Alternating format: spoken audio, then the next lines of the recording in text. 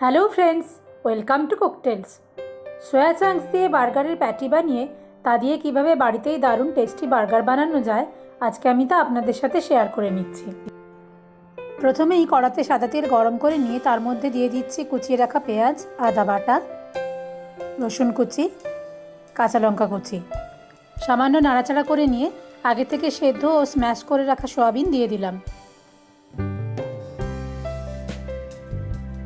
সামান্য ভাজা ভাজা করে নিয়ে এর মধ্যে দিয়ে দিচ্ছি স্বাদ মতো নুন, পরিমাণ মতো জিরে গুঁড়ো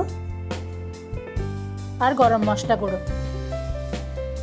মশলাগুলো দিয়ে মশলার সাথে সয়াবিনটা আবারও ভালোভাবে কষিয়ে নিচ্ছি। এরপরে আগে থেকে সেদ্ধ আর স্ম্যাশ করে নেওয়া আলু দিয়ে ভালোভাবে মিশিয়ে নিচ্ছি।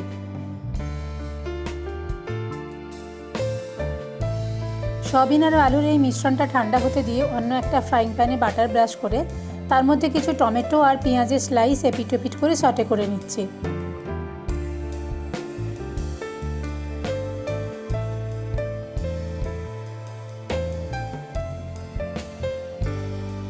ঠান্ডা হয়ে গেলে সয়াবিনের মিক্সারের মধ্যে দিয়ে দিচ্ছি ব্রেড ক্রাম্বসটা মিশ্রণের সাথে ভালোভাবে মাখিয়ে নিয়ে হাতের সাহায্যে বার্গার প্যাটিগুলো গড়ে নিচ্ছি। এবারে এগুলো ভেজে নিচ্ছি।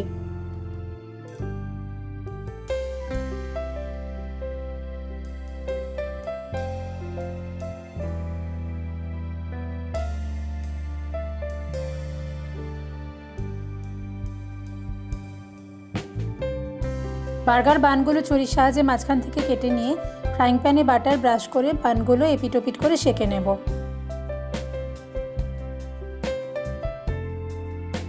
সব কিছু রেডি হয়ে গেছে। এবারে একসাথে অ্যাসেম্বল করলেই আমাদের বার্গার রেডি হয়ে যাবে। এবারে বানগুলোর এক একটা পিঠে টমেটো কেচাপ দিয়ে দিচ্ছি।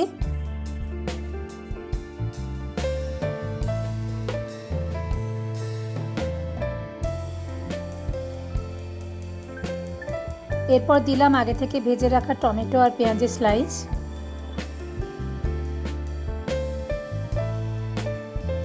দিচ্ছি সামান্য গোলমরিচের গুঁড়ো,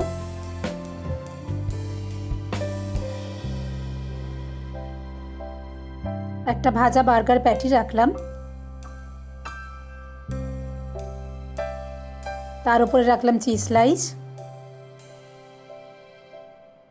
তার উপরে আর একটা বার্গারের প্যাটি। সবশেষে বার্গার বানের আর একটা অংশ দিয়ে বার্গারটা কভার করে দিলাম। আমাদের বার্গার রেডি হয়ে গেছে।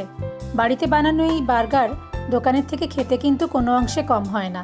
আপনারা বানিয়ে দেখবেন, কেমন লাগলো অবশ্যই কমেন্ট করে জানাবেন। যদি ভালো লেগে থাকে ভিডিওটা লাইক আর শেয়ার করে দেবেন, আর আমার চ্যানেলটা সাবস্ক্রাইব করতে ভুলবেন না যেন।